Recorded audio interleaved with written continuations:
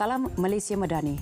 Penghayatan hadis 40 Imam Nawawi mula dilaksana di semua institusi pendidikan pada sesi persekolahan 2024-2025 bagi memartabatkan syiar Islam. Kementerian Pendidikan KPM menyatakan aktiviti itu diperluas di semua institusi pendidikan termasuk di sekolah, Institut Pendidikan Guru Malaysia, Kolej Vokasional dan Kolej Matrikulasi. Inisiatif diilhamkan oleh Perdana Menteri melibatkan guru, murid dan seluruh warga institusi pendidikan KPM yang beragama Islam. Setakat ini telah dilaksanakan di 61 buah sekolah menengah kebangsaan agama, 185 SABK menengah dan 43 SABK rendah. Kira-kira 12,000 guru dan 120,000 murid terlibat menerusi pelbagai aktiviti yang dirancang. Tiada catuan air akan dilaksanakan di Johor semasa sambutan Hari Raya Aidilfitri nanti. Beberapa langkah proaktif turut dilakukan kerajaan negeri bagi menangani isu kekurangan bekalan air akibat cuaca panas sepanjang bulan lalu. Menteri Besar Johor, Datuk On Hafiz Ghazi berkata, antara langkah yang akan dan sedang diambil ialah inisiatif pengolahan sistem bekalan air Loji Rawatan Air LRA Layang 2 yang telah beroperasi. Ia akan menyelesaikan masalah bekalan air di sekitar kawasan Kempas, Bukit Indah dan Pandan, pemasangan pam penggalak di tangki Menkibul serta lain-lain. Pihaknya juga telah mengarahkan Ranhil Syarikat Air Johor membuat segala persiapan diperlukan termasuk mengaktifkan persediaan Ops Aidilfitri 2024 bermula 3 hingga 17 April.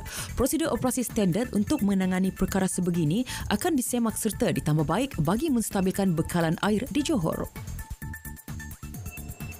Pelanjutan tarikh akhir pendaftaran Sistem Kawalan Diesel Bersubsidi SKDS 2.0 kepada 30 April terima reaksi positif syarikat berkaitan. Sehingga 2 April lalu, kira-kira 19,000 permohonan lengkap melibatkan hampir 100,000 kenderaan diterima KPDN.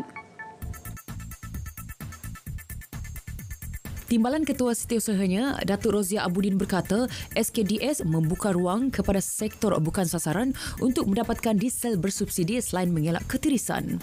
Saya berharap kepada syarikat-syarikat di bawah sektor pengangkutan barangan darat dan juga awam darat untuk terus memohon, jangan kita tunggu sehingga saat akhirlah.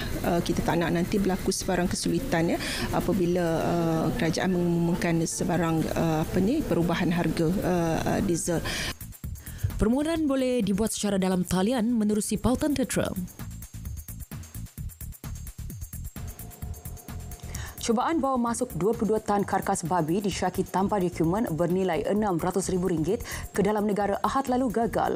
Pengarah Makis Johor, Edi Putra Muhammad Yusof berkata, karkas tersebut dijumpai di dalam sebuah lori dari Singapura semasa pemeriksaan dijalankan di Kompleks Sultan Abu Bakar KSAB pada pukul 1.15 pagi. Pemeriksaan lanjut bersama Jabatan Kastam Diraja Malaysia mendapati konsainan itu tidak memiliki sebarang dokumen seperti permit import makis dan sijil kesihatan veteriner.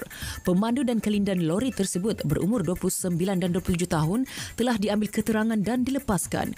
Kes disiasat mengikut Seksyen 11-1 Akta Perkhidmatan Kuarantin dan Pemeriksaan Malaysia 2011 dalam kurungan Akta 728. Sabit kesalahan boleh dihukum mengikut Seksyen 11-3 Akta sama. Pelatih Pendidikan Teknikal dan Latihan Vokasional TVET Giat Mara Negeri dilihat secara purata mampu jana pendapatan keseluruhan sehingga RM5,000. Menurut Pengarah Giat Mara Negeri, Harun Razi, antara hasil produk pelatih yang dijual termasuk makanan, pakaian, jualan aksesori selain perkhidmatan baik pulih telefon bimbit. Sambutan baik diterima membuktikan ilmu diperoleh sepanjang latihan mampu menjana peluang luas kepada pelatih untuk meningkatkan ekonomi diri dan keluarga. Jelas beliau ketika menghadiri majlis iftar di Perkarangan Kayangan Square Kangar. Seramai 37 kaki tangan dan tenaga pengajar Giat Mara Negeri, Arau, Padang Besar dan Kangar hadir memeriahkan majlis. Sekian berita semasa dari Sungai ke Segara, Palestin pasti merdeka. RTM teman setia anda.